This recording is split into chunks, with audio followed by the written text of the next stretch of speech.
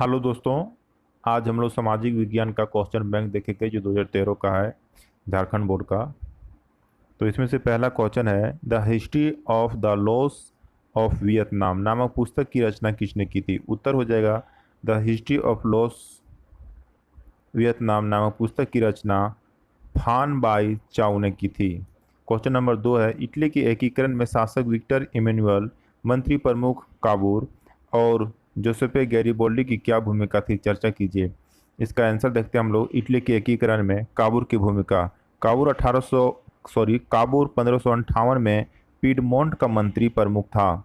उसका मुख्य लक्ष्य ऑस्ट्रिया से इटली के उदार को प्रभावित करना था।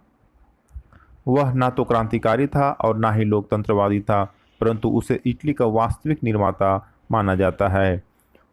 उसने फ्रांस के साथ एक चतुर कूटनीतिक गठबंधन के माध्यम से 1859 ईस्वी में ऑस्ट्रियाई सेनाओं को परास्त करने में सफलता प्राप्त किया। अगला है जोसेपे गैरिबोल्डी की भूमिका। गैरिबोल्डी रेडासर्ट्स नामक क्रांतिकारी आंदोलन का नायक था। सन 1860 में उसने दक्षिण इटली तथा दो सिलसिलियों का राजधानी में पद यात्रा की और स्पेन के शासक को हटाने के लिए स्थानीय कृषकों का समर्थन लेने में सफल हुआ। अगला है विक्टर इमैनुअल द्वितीय। 1861 में रोम और वेनेसिया को छोड़कर समस्त इटली के इतालवी पार्लियामेंट के प्रतिनिधि ट्रिवन में एकत्र हुए और उन्होंने इटली के राजा के रूप में विक्टर इमैनुअल द्वितीय के चयन की विधिवत रूप में स्वीकार किया। क्वेश्चन नंबर पहला का ये अथवा देखते हैं। टोकिन फ्री स्कूल कब खोला गया था? टोकिन फ्री स्कूल की स्थापना के पीछे फ्रांसीसियों के किन्हीं दो विचारों का उल्लेख कीजिए।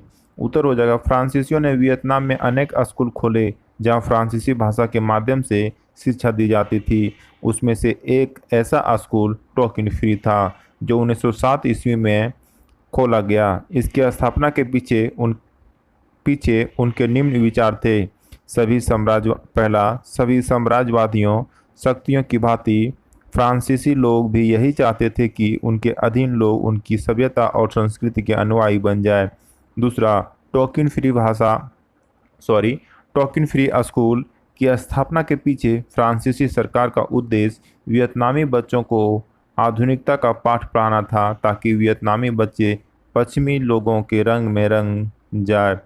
क्वेश्चन नंबर 3, दांडी यात्रा से आप क्या समझते हैं? संक्षेप में लिखिए। उत्तर, अंग्रेज के नमक कानून के खिलाफ गांधी जी दांडी यात्रा प्रारंभ किया जिसका उद्देश्य नमक कानून का उल्लंघन करना था। स्वतंत्रता के लिए देश को एकजुट करने के लिए गांधी जी ने नमक का एक शक्तिशाली प्रतीक के रूप में देखा। नमक सर्वसाधारण के भोज का एक अनिवार्य हिस्सा था तथा चिकित्सीय दृष्टिकोण से भोजन में इसकी उपस्थिति अत्यंत आवश्यक थी।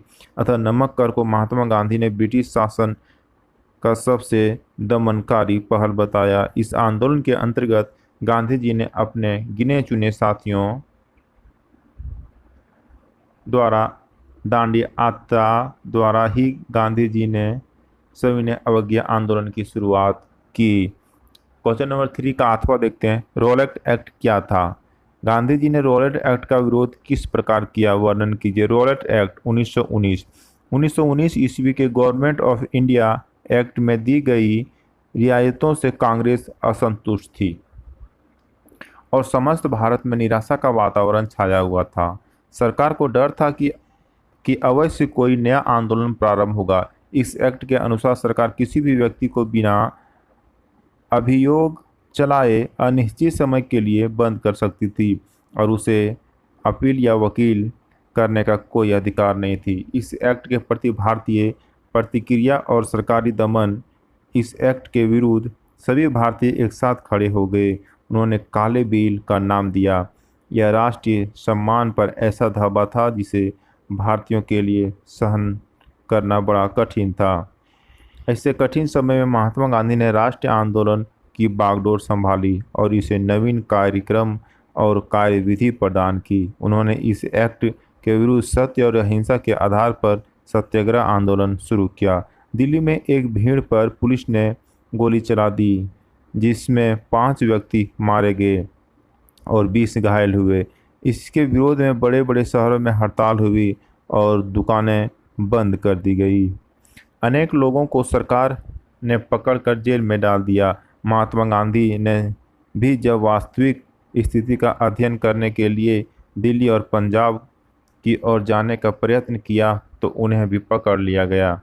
क्वेश्चन नंबर 4, शहरीकरण किसे कहते हैं? 19वीं सदी के मध्य में मुंबई की आबादी में भारी वृद्धि क्यों हुई? किन्हीं 2 कारणों की चर्चा कीजिए। औद्योगिकीकरण की प्रक्रिया के अंतर्गत बड़े बड़े कारखानों की स्थापना हुई। इन कारखानों ने व्यापक रोजगार को जन्म दिया। लोग भारी संख्या में ग्रामीण क्षेत्र से रोजगार की तलाश में कारखानों तक पहुंचने लगे। उनके रहने के लिए आवास की व्यवस्था की गई तथा समय से सोपान में परिवहन व्यवस्था, विद्युत व्यवस्था, बाजार आदि का विकास हुआ। इसी प्रक्रिया को शहरीकरण कहते हैं। 19वीं सदी के मध्य में बम्बई कई औद्योगिक गतिविधियों का मुख्य केंद्र बन रहा था। इन सामुद्रिक गतिविधियों के कारण भी बम्बई की आबादी में काफ़ी वृद्धि हुई। बम्बई में भारत के सबसे पहले रेलवे का आगमन हुआ। इसलिए प्रवासी मजदूरों का इस शहर में आना काफ़ी आसान हो गया। परिणाम हुआ जनसंख्या में वृद्धि। 1888 से 1889 में कच्छ के सूखे इलाके में अकाल पड़ जाने के कारण बहुत से लोग बम्बई आ गए। क्वेश्चन नंबर 5, 17वीं शताब्दी में यूरोपीय शहरों के सौदागर गांवों के कियानों और कारीगरों से काम करवाने लगे। 3 कारण की व्याख्या कीजिए। उत्तर में से पहला, खुले क्षेत्रों की व्यवस्था का आलोप होना। गांव में खुले खेतों की व्यवस्था थी, अर्थात भूमि मुक्त थी और उसे कोई भी उत्पादन के लिए प्रयुक्त कर सकता था। परंतु जैसे जनसंख्या बढ़ने लगी, खुले खेतों की व्यवस्था लुप्त होने लगी। संपन्न जमींदारों ने खुले खेतों की बाड़ाबंदी शुरू कर दी। क्वेश्चन नंबर कारण 2, छोटे किसान और निर्धन किसान। पहले उनके पास आजीविका के लिए साझा खेत थे, जहाँ वे ईंधन, बेरियां, सब्जियां, भूसा और चारा आदि बीनकर काम चला लेते थे। अब उनके पास आय का कोई स्रोत नहीं बचा था। 3, छोटा खेत। जैसे ही संपन्न जमींदार ने भूमि का अधिग्रहण प्रारंभ किया, निर्धनों के पास छोटे खेत रह गए और उनके परिवार के सभी सदस्य के लिए काम उपलब्ध करा सकते थे। अतः जब व्यापारी उस ओर आने लगे और उन्होंने उत्पादन के लिए अग्रिम पैसे देने का प्रस्ताव किया तो किसान तुरंत तैयार हो गया। अथवा क्वेश्चन नंबर 5 का अथवा देखते हैं। महामंदी के 3 कारण लिखिए। महामंदी के 3 कारण लिखिए।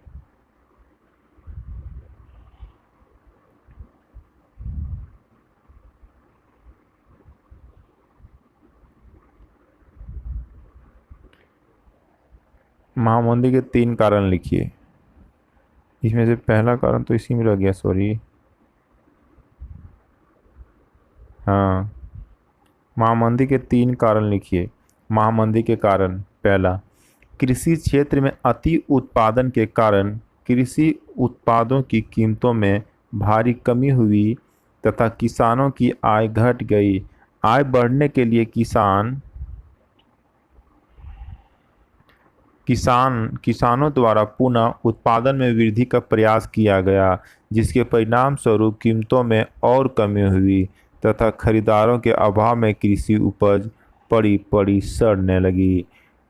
कारण नंबर 2, प्रथम विश्व युद्ध के कारण यूरोपीय देशों की आर्थिक स्थिति इतनी अधिक खराब हो गई कि वे अमेरिका से माल आयात करने की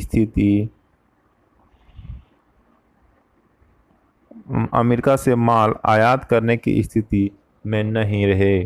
कारण नंबर 3, कारखानों में तैयार माल को बाजार नहीं मिल सका। परिणाम स्वरूप कारखाने बंद हो गए तथा व्यापक स्तर पर बेरोजगारी फैल गई।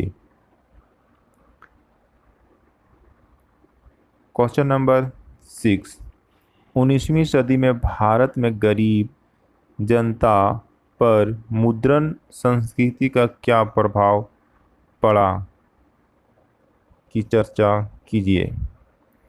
उत्तर, गरीब जनता पर मुद्रण संस्कृति के निम्नलिखित प्रभाव हुए। पहला, मुद्रण क्रांति के परिणाम स्वरूप कम लागत पर अधिक पुस्तकों का प्रकाशन हुआ, जिसके कारण जनता को भी इन किताबों को खरीदने का अवसर प्राप्त हुआ। कारण 2, किताबों में प्राचीन धर्म ग्रंथों का आलोचना करते हुए नए और न्यायपूर्ण समाज की स्थापना पर बल दिया गया। इससे जन्म आधारित विशेषाधिकार तथा जाति आधारित भेदभाव को समाप्त करने का वातावरण बना तथा इस दशा में ठोस कदम उठाए गए।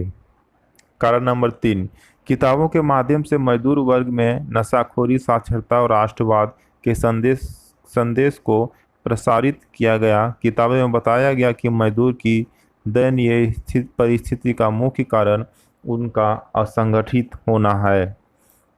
कारण नंबर 4, 19वीं सदी में मुद्रण निर्धन लोगों तक पहुंचा। प्रकाशकों ने छोटी और सस्ती पुस्तकें छापनी शुरू कर दी। इन पुस्तकों को चौराहों पर बेचा जाता था। ईसाई मिशनरियों तथा संपन्न लोगों द्वारा सार्वजनिक पुस्तकालय भी खोले गए। क्वेश्चन नंबर 6 का अथवा देखते हैं। भारतीय उपन्यासों में एक अखिल भारतीय जुड़ाव का एहसास पैदा करने के लिए किस तरह की कोशिशें की गई? किन्हीं 4 उपायों का वर्णन कीजिए। इसका उत्तर हो जाएगा। उत्तर में से पहला, बंगाल में कई उपन्यास मराठों और राजपूतों को लेकर लिखे गए। इनसे भारतीयता का एहसास पैदा हुआ। उनका कल्पित राष्ट्रीय रूमानी साहस, वीरता और त्याग से ओतप्रोत था। ये ऐसे गुण थे जिन्हें 19वीं सदी के दफ्तरों और सड़कों पर पाना कठिन था। गुलाम जनता ने ऐसे उपन्यासों से अपनी चाहत को साकार करने का माध्यम ढूंढा। सरकार नहीं होगा, सरकार होगा। कारण नंबर 2, भूदेव मुखोपाध्याय 1827 से 1894 ईस्वी तक। कृति अंगुलिया विनिमा 1857 बंगाल में लिखा जाने वाला पहला ऐतिहासिक उपन्यास था। इसके नायक शिवाजी धूर्त और कुटीर औरंगजेब से कई बार लोहा लेते। उनका साहस और जीवन का प्रेरणा स्रोत यह विश्वास है कि हिंदुओं की स्वतंत्रता के लिए लड़ने वाली राष्ट्रवादी है। कारण नंबर 3, वर्णन 3, बंकिम का आनंद मंच 1882 मुस्लिमों से लड़कर हिंदू साम्राज्य स्थापित करने वाले हिंदू सैन्य संगठन की कहानी कहता है। इस एक उपन्यास स्थापित करने वाले हिंदू सैन्य संगठन की कहानी कहता है। इस एक उपन्यास ने तरह तरह के स्वतंत्रता सेनानियों को प्रेरित किया। 4, साहस और शौर्य संपन्न अतीत के स्मरण के माध्यम से उपन्यास को एक साझे राष्ट्र की अनुभूति को लोकप्रिय बनाने में मदद मिली। साझा समाज दिखाने का एक और तरीका यह था कि उपन्यास में हर वर्ग या स्तर के चरित्र गढ़े जाए। प्रेमचंद्र के उपन्यासों में समाज के हर स्तर से आए नानाविध शक्तिशाली चरित्र हैं। क्वेश्चन नंबर 7, दिए गए विश्व के रेखा मानचित्र में निम्नलिखित स्थानों को दर्शाइए। इसमें से कलकत्ता कहाँ है और जर्मनी कहाँ है, ये देखकर आपको दर्शाना है। कलकत्ता कहाँ है इसमें से और जर्मनी कहाँ है, यही दर्शाना है। अब हम लोग इतिहास खत्म हो गया। अब हम लोग देखते हैं भूगोल। भूगोल। क्वेश्चन नंबर 8, नव नवीकरण योग्य और अनवीकरण योग्य संसाधनों को एक एक उदाहरण दें। उत्तर, नवीकरण योग्य संसाधन सौर ऊर्जा, अनवीकरण योग्य संसाधन कोयला। उपभोग क्वेश्चन नंबर 9, उपभोक्ता को किन दो वर्गों में बांटा गया है। उत्तर, उपभोक्ता को निम्नलिखित दो वर्गों में बांटा गया है। पहला होगा एपीएल उपभोक्ता तथा दूसरा होगा बीपीएल उपभोक्ता। क्वेश्चन नंबर 10, किन चट्टानों के स्तर पर खनिजों का निक्षेपण और संचयन होता है। उत्तर हो जाएगा आग्नेय चट्टानों के स्तर पर खनिजों का निक्षेपण और संचयन होता है। क्वेश्चन नंबर 11, स्वामित्व के आधार पर उद्योगों के वर्गीकरण की व्याख्या कीजिए। उत्तर हो जाएगा स्वामित्व के आधार पर संसाधन जिन पर किसी एक व्यक्ति का स्वामित्व होता है व्यक्तिगत संसाधन कहलाता है, जैसे बाग, तालाब आदि आदि। पहला, व्यक्तिगत संसाधन, वैसे संसाधन जिन पर किसी एक व्यक्ति का स्वामित्व होता है व्यक्तिगत संसाधन कहलाता है, जैसे बाग, तालाब। दूसरा, सामुदायिक संसाधन, वैसे संसाधन जिन पर व्यक्ति के समूह का स्वामित्व होता है सामुदायिक संसाधन कहलाता है, जैसे सार्वजनिक पार्क, मैदान आदि। तीसरा, राष्ट्रीय संसाधन, वैसे संसाधन जिन पर देश अथवा राष्ट्र का स्वामित्व स्वामित्व मतलब स्वामित्व होता है राष्ट्रीय संसाधन कहलाते हैं। एक देश की सीमा के अंतर्गत पाए जाने वाले सभी संसाधन राष्ट्रीय संसाधन के उदाहरण है। चौथा, अंतर्राष्ट्रीय संसाधन, वैसे संसाधन जिस पर विभिन्न देशों का स्वामित्व होता है अंतर्राष्ट्रीय संसाधन कहलाता है, जैसे महासागरीय संसाधन। क्वेश्चन नंबर 11 का अथवा देखेंगे। गन्ना की खेती के लिए उपयुक्त भौगोलिक परिस्थितियों का वर्णन करें। उत्तर में से पहला हो जाएगा तापमान। गन्ने की कृषि के लिए ऊष्मा का आर्द्र जलवायु की आवश्यकता होती है। इसके लिए 21 डिग्री से 27 डिग्री तापमान की जरूरत है। बहुत अधिक तापमान इसके वर्धन के लिए नुकसानदायक होता है और कम तापमान इसके विकास को रोकता है। यह फसल पाले को सहन नहीं कर पाती है। पकने पर इसे कम तापमान की आवश्यकता होती है। 2, वर्षा। 75 सेंटीमीटर से 100 सेंटीमीटर वर्षा वाले क्षेत्रों में इसका वर्धन सबसे बेहतर होता है। बहुत अधिक वर्षा होने पर इसकी मिठास की मात्रा कम हो जाती है। 3, मृदा। इस पौधे की हल्की दोमट तथा लाल दोमट जैसी विभिन्न मृदा में उगाया जा सकता है, परंतु सबसे बेहतर मृदा गंगा के मैदानों की जलोढ़ मृदा तथा दक्षिण भारत की काली मृदा है। गन्ना मृदा की उर्वरता को समाप्त कर देता है, इसलिए अधिक उपज के लिए खाद का प्रयोग आवश्यक होता है। उत्पादन के क्षेत्र। उत्तर प्रदेश गन्ने का प्रमुख उत्पादन क्षेत्र है। गंगा के मैदान में अन्य राज्य हैं बिहार, पंजाब और हरियाणा। क्वेश्चन नंबर 12, मिट्टी अपरदन अथवा भूसंचरण संचरण भू भू सॉरी मिट्टी अपरदन अथवा भूक्षरण को रोकने के कुछ उपाय बताएं। उत्तर, भूक्षरण को नियंत्रित करने के उपाय। पहला, वन लगाना। वनों के अधिक क्षेत्र को बढ़ाना भूमि संरक्षण का बेहतर उपाय है। पेड़ों की कटाई को रोकना चाहिए तथा नए क्षेत्रों में पेड़ लगाने के प्रयत्न करने चाहिए। दूसरा, पशुओं की चराई की सीमित करना। मृदा के अपरदन को रोकने के लिए पशुओं को विभिन्न चारागाहों में ले जाना चाहिए। चारे की फसलों को बड़ी मात्रा में लगाना चाहिए। तीसरा, बांधों का निर्माण। नदियों पर बांधों का निर्माण कर नदी बाढ़ों द्वारा मृदा अपरदन से रोका जा सकता है। इससे जल की गति को नियंत्रित करके भूक्षरण से रोका जा सकता है। चौथा, उचित कृषि तकनीक। में पहला में क फसलों की अदला बदली। यदि एक खेत में हर वर्ष एक ही फसल लगाई जाए तो मृदा की पौष्टिक तत्व समाप्त हो जाती है और भूमि अनुपजाऊ हो जाते हैं। फसलों की अदला बदली से इस प्रकार के अपरदन को रोका जा सकता है। आदिवासी लोगों को अस्थायी कृषि करने के लिए प्रेरित कर स्थानांतरित कृषि को कम किया जा सकता है। सीढ़ीदार तथा सर्वोच्च जुताई मृदा संरक्षण का प्रभावशी तथा सबसे पुराना तरीका है।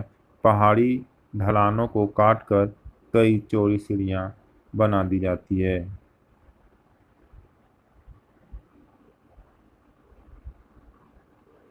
बना दी जाती है। बना दी जाती है। बना दी जाती है। ढाल वाली भूमि पर सर्वोच्च रेखा बना दी जाती है। पवन की दिशा में भूमि को जोतने से पवन की गति को रोका जा सकता है। Question number 13। बांध क्या है? वे हमें जल संरक्षण और प्रबंधन में कैसे सहायता करती है? इसका उत्तर हम लोग देखते हैं। बांध समान रूप से एक जलाशय है। इसका निर्माण बढ़ते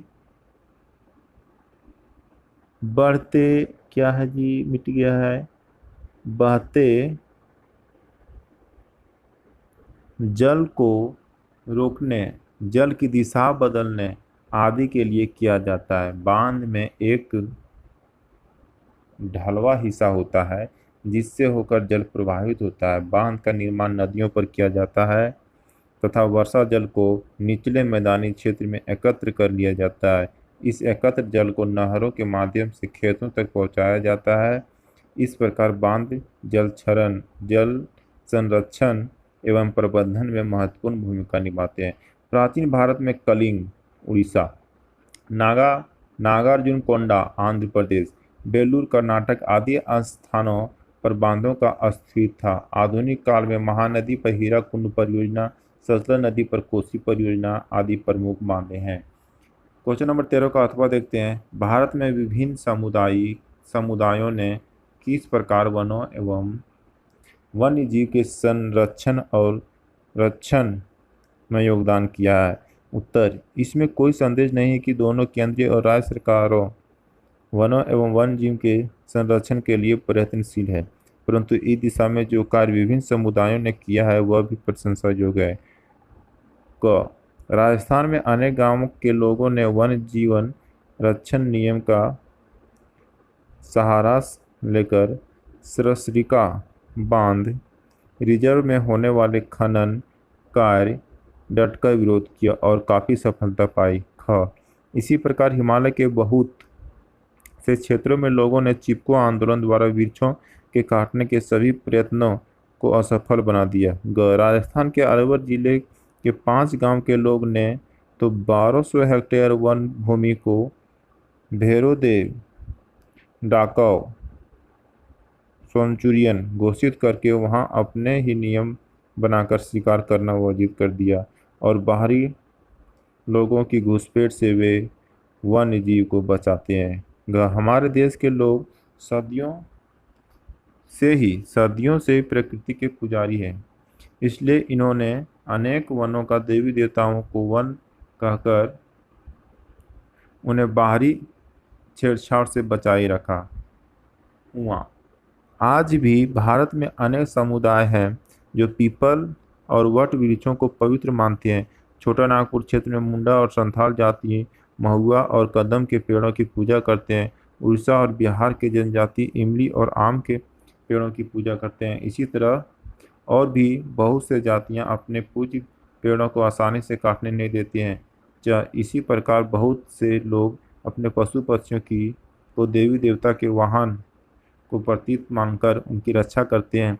ऐसे पशु पक्षियों में बंदर, लंगूर, शेर, गरुड़, मोर आदि विशेषकर उल्लेखनीय है कि कोई इनको नुकसान नहीं पहुंचाता है। क्वेश्चन नंबर 14 कहता है, दिए गए भारत की रेखा मानचित्र पर निम्नलिखित दर्शाइए। ब्रह्मपुत्र नदी कहाँ है? पहला में, दूसरा में तालचेर, कोयला नदी। ख, क्या दिए गए भारत के रेखा मानचित्र का ध्यान पूर्वक अध्ययन कीजिए और क, ख, ग तथा घ द्वारा प्रदर्शित जगहों को पहचान कर नामांकित कीजिए। यह है कर्क रेखा। ब्रह्मपुत्र नदी देखिए यहाँ पे दिया गया है, सब दिया गया है फिगर में, आप लोग को केवल देख के इसमें से भर देना है। अब हम लोग इकाई 3 देखेंगे, नागरिक शास्त्र। क्वेश्चन नंबर 15, कोष्टक में से सही अंक चुनकर रिक्त स्थानों को भरिए। राज्यों की विधानसभाओं में महिलाओं का प्रतिनिधित्व खाली जगह फीसदी से भी कम है।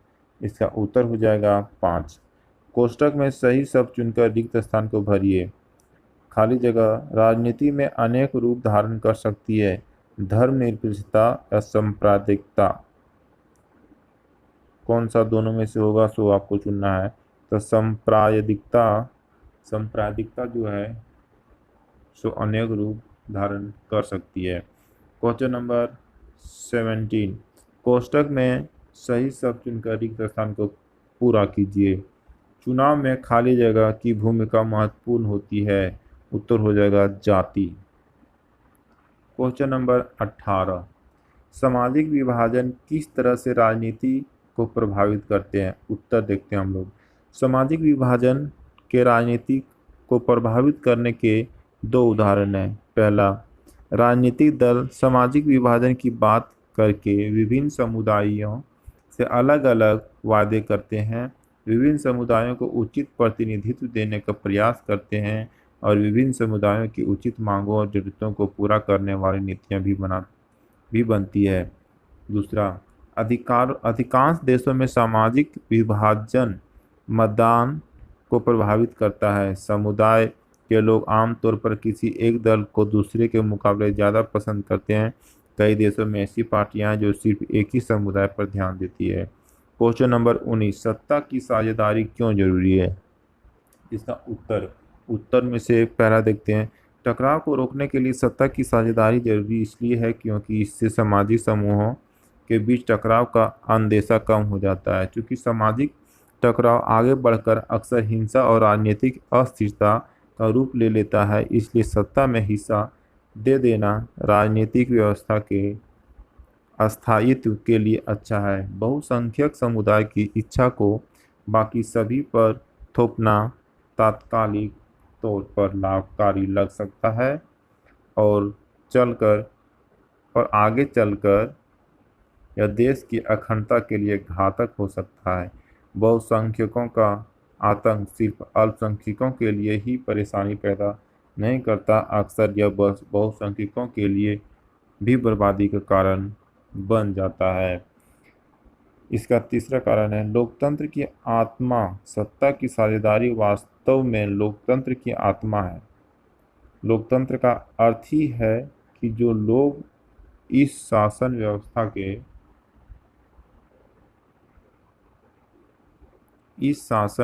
के सॉरी दोस्तों, थोड़ा सा यहाँ पे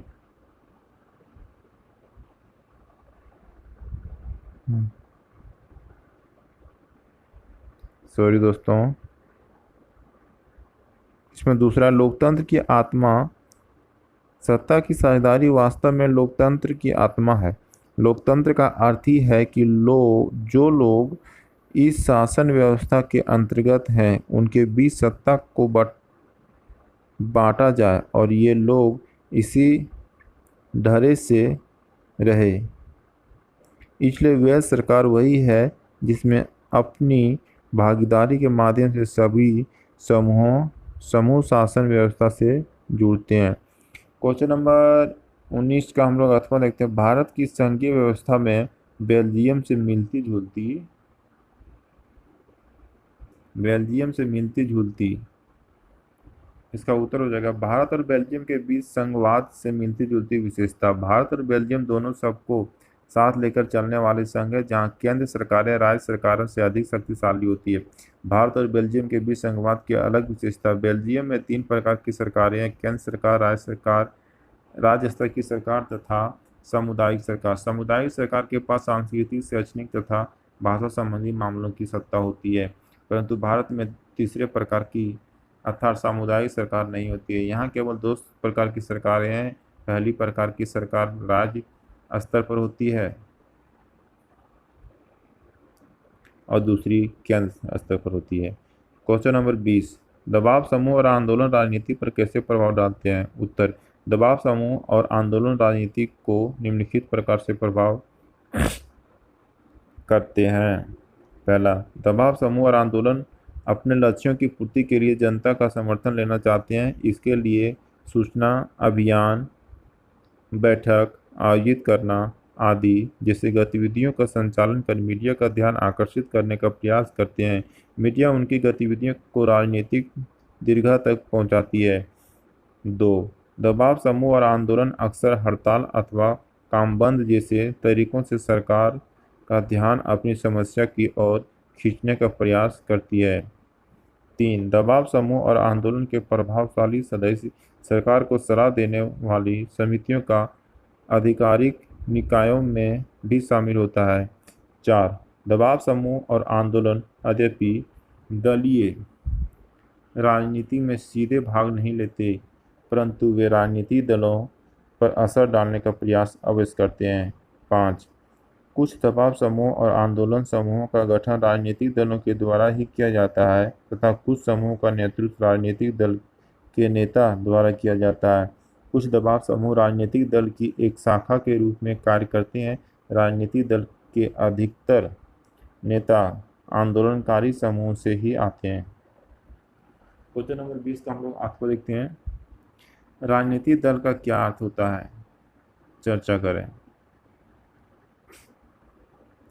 इसका उत्तर देखते हैं। राजनीतिक दल एक ऐसा संगठन होता है जिसके सदस्य में एक जैसे विचार होते हैं, एक जैसी नीतियां होती है और जो देश की विभिन्न समस्याओं पर एकमत होते हैं। एक राजनीतिक दल में निम्नलिखित गुण होते हैं।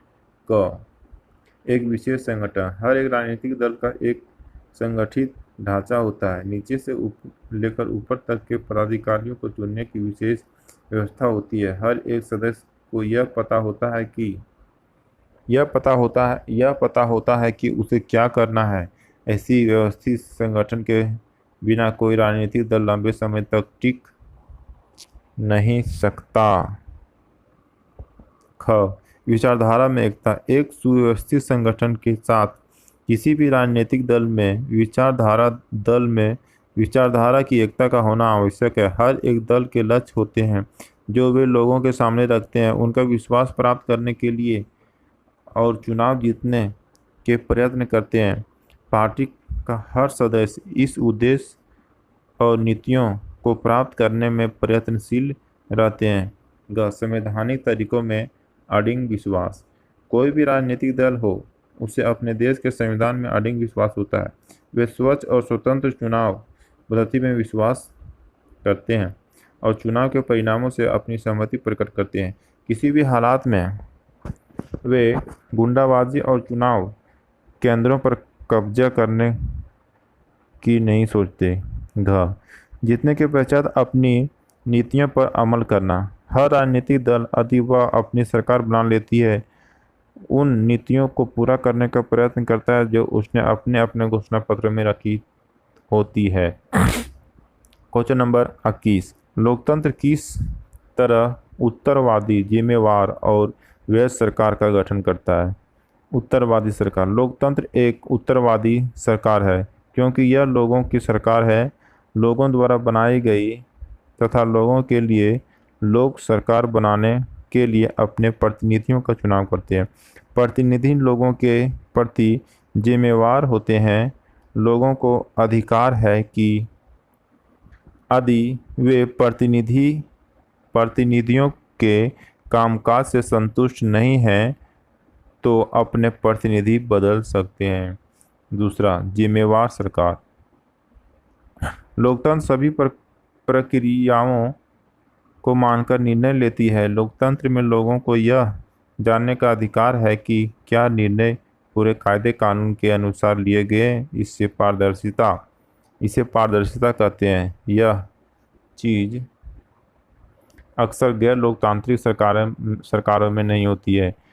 और तीसरा, वैध सरकार। लोकतंत्र सरकार एक मामले में निश्चित रूप से अन्य शासनों से बेहतर है। यह वैध शासन व्यवस्था है। यह सुस्त हो सकती है, कम कार्यकुशलता हो सकती है, इसमें भ्रष्टाचार हो सकता है। यह लोगों की जरूरतों को अपनी शासन व्यवस्था है। इसी इसी कारण पूरी दुनिया में लोकतंत्र के विचार के प्रति जबरदस्त समर्थन का भाव है। लोग अपने द्वारा चुने गए प्रतिनिधियों का शासन चाहते हैं।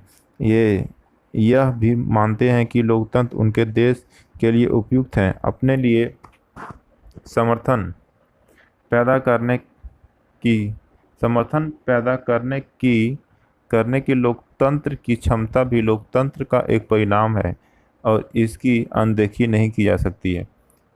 इसका हम लोग अथवा देखते हैं। भारत में गरीबी के मुख्य कारण क्या है?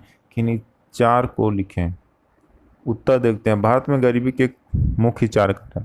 अत्यधिक जनसंख्या। भारत में विशाल जनसंख्या का होना गरीबी का सबसे मुख्य कारण है। देश में गरीबों की अधिक जनसंख्या होना। दूसरा, लचर शिक्षा व्यवस्था। शिक्षा के अभाव में विशाल जन समूह को कार्य तथा रोजी की प्राप्ति नहीं होती है। तीसरा, बेरोजगारी। बेरोजगारी भारत की निर्धनता में वृद्धि करने और प्रमुख कारण है। तीसरा, बेरोजगारी। बेरोजगारी भारत की निर्धनता में वृद्धि करने का प्रमुख कारक है। रोजगार में कमी के कारण गरीबी बढ़ रही है। चार, विफल सरकारी योजनाएं। विभिन्न गरीबी निवारण योजनाओं का सरकार द्वारा क्रियान्वयन न कर पाना गरीबी का एक और कारण है। इन योजनाओं के विफल होने के कारण गरीबों की संख्या जस की तस बनी हुई है। हम लोग इकाई 4 देखते हैं, अर्थशास्त्र। क्वेश्चन नंबर 22, विकास से आप क्या समझते हैं? उत्तर, एक सम्मानपूर्ण, स्वस्थ और अधिकारपूर्ण जीवन जीने की क्षमता तथा इन सभी के लिए अनिवार्य को प्राप्त करने की योग्यता को विकास कहा जाता है। व्यक्ति का विकास सिर्फ उसकी आय पर निर्भर नहीं करती, बल्कि साक्षरता, नागरिक अधिकार और विकास के अन्य महत्वपूर्ण आधार हैं। क्वेश्चन नंबर 23, तीन उदाहरण देकर उपभोक्ता जागरूकता की जरूरत का वर्णन करें। उत्तर, पहला, कई बार दुकानदारों तथा व्यापारियों द्वारा गलत तौल, अधिक कीमत वसूलना, काले बाजारी करना अथवा गुणवत्ता का माल नहीं बेचा जाता है। दूसरा, एक कंपनी ने अपने उत्पाद को माता के दूध से बेहतर बताया और वर्षों तक विश्व भर में बेचा, परंतु वर्षों के अंत में संघर्ष के पश्चात उनको स्वीकार करना पड़ा कि उनका दावा गलत था। तीसरा, सिगरेट कंपनी को भी मनवाने के लिए कि सिगरेट से कैंसर होता है काफ़ी समय लगा।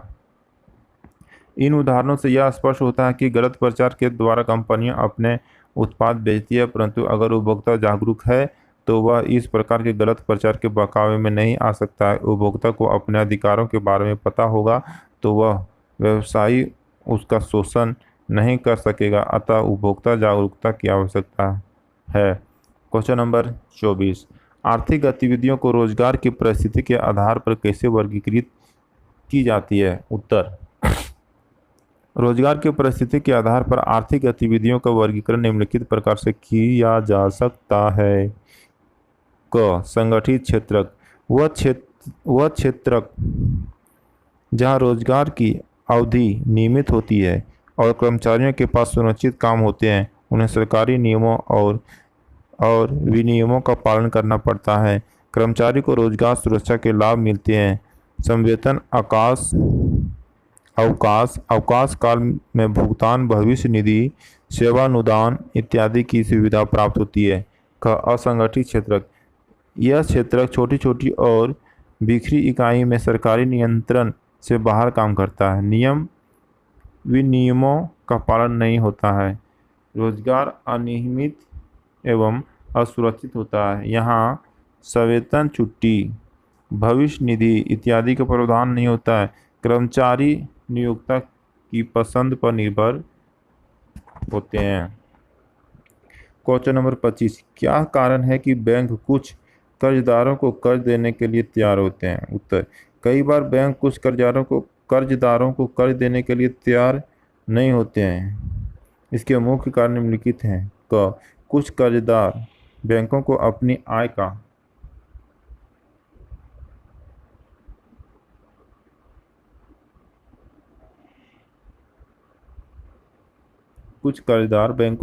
आय का प्रमाण देने में असमर्थ रहते हैं। ख, कुछ लोग अपनी लोकर के विषय में बैंकों का ब्यौरा उपलब्ध नहीं करा सकते हैं। ग, कुछ लोग कर्ज के बदले में भूमि, पशु, संपत्ति आदि के रूप में ऋणाधार उपलब्ध नहीं करा सकते हैं। घ, कुछ लोग गारंटी देने वाले दो लोगों को नहीं ला सकते हैं जो कर्ज ना देने पर उनका कर्ज चुकाने की गारंटी दे सके।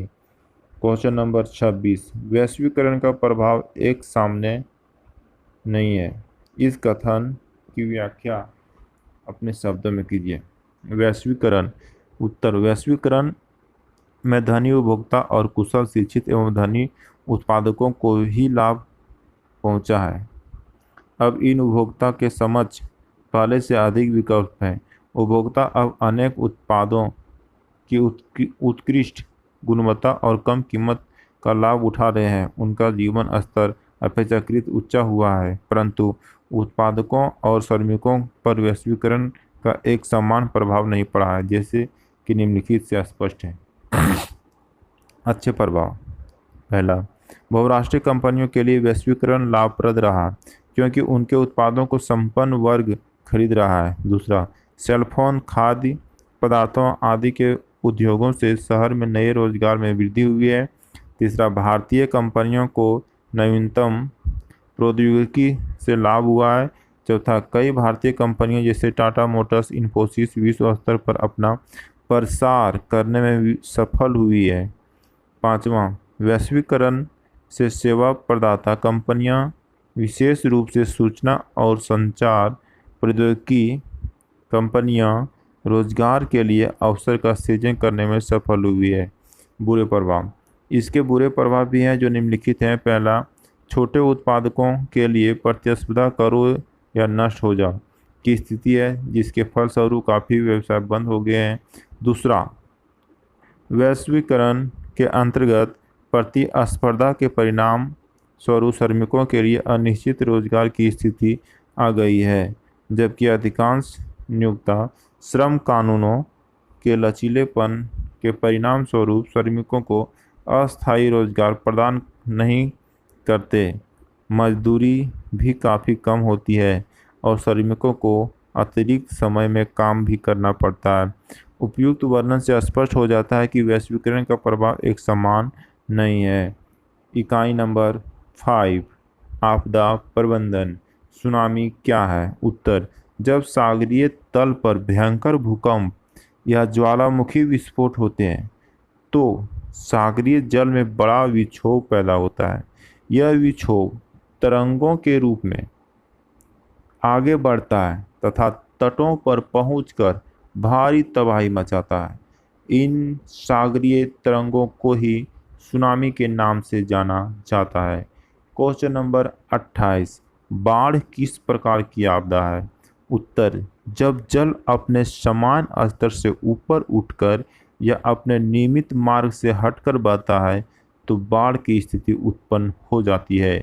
इस कारण लोगों और संपत्ति को भी होने वाले खतरे को बाढ़ का संकट कहते हैं। बाढ़ नदियों के जल से होने वाली एक अत्यंत विनाशकारी प्राकृतिक आपदा है। क्वेश्चन नंबर 29, आपदाओं के समय सैटेलाइट आधारित संचार के सर्वोत्तम साधन में एक है। विवेचना कीजिए। उत्तर, टेलीफोन, रेडियो तथा दूरदर्शन की आधारित संरचनाएं जहां आपदाओं के दौरान नष्ट या क्षतिग्रस्त हो जाती है, वहीं उपग्रह आधारित संचार व्यवस्था आपदाओं से अप्रभावित रहती है, क्योंकि उपग्रह पृथ्वी से 80 किलोमीटर से 400 किलोमीटर की ऊंचाई पर आयन मंडल में स्थित होते हैं। यह स्वतंत्रतापूर्वक कार्य करती है अतः इसे संचार का एक विश्वसनीय साधन माना जाता है। इसका हम लोग अथवा देखते हैं, खोज एवं बचाव दल के किन्हीं 3 कार्यों को लिखिए।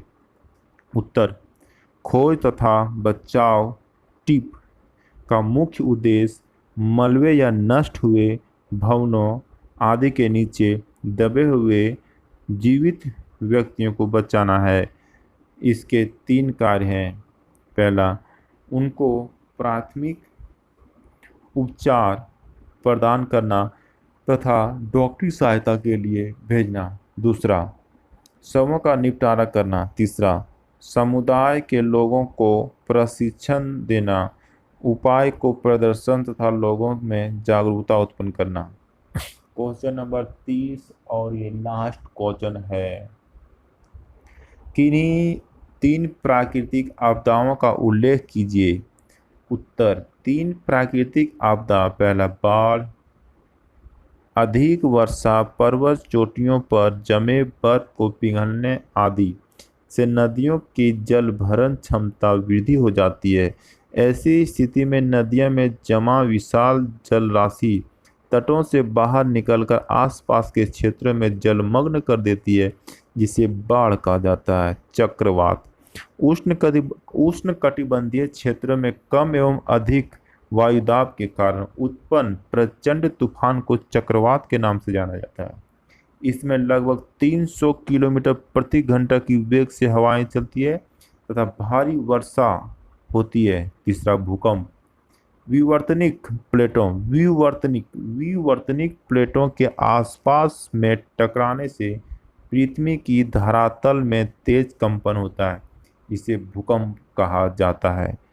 धन्यवाद दोस्तों। आज हम लोग झारखंड का माध्यमिक परीक्षा का क्वेश्चन बैंक जो 2013 का क्वेश्चन पूछा हुआ क्वेश्चन